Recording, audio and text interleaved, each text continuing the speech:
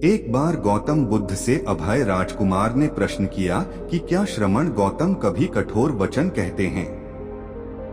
उसने सोच रखा था कि नहीं कहने पर वह बताएगा कि एक बार उन्होंने देवदत्त को नरकगामी कहा था, और यदि हाँ कहे तो उसने पूछा जा सकता है कि जब आप कठोर शब्दों का प्रयोग करने से स्वयं को रोक नहीं पाते, तब दूसरों को ऐसा उपदेश कैसे देते हैं।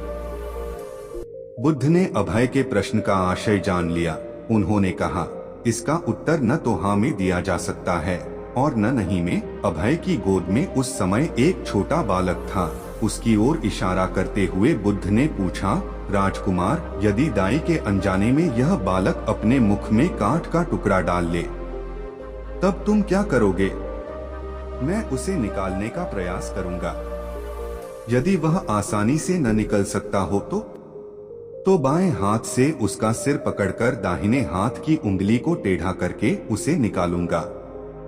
यदि खून निकलने लगे तो भी मेरा यही प्रयास रहेगा कि वह कांट का टुकड़ा किसी न किसी तरह बाहर निकल आए। ऐसा क्यों? इसलिए कि भंते, इसके प्रति मेरे मन में अनुकंपा है। राजकुमार, ठीक इसी तरह तथागत जिस वचन के बारे में जानते हैं कि यह मिथ्या या अनर्थकारी है और उससे दूसरों के हृदय को ठेस पहुंचती है, तब उसका वे कभी उच्चारण नहीं करते। पर इसी तरह जो वचन उन्हें सत्य और हितकारी प्रतीत होते हैं तथा दूसरों को प्रिय लगते हैं, उनका वे सदैव उच्चारण करते हैं। इसका कारण यही है कि तथागत के मन में सभी प्राणियों के प्रति अनुकंपा है।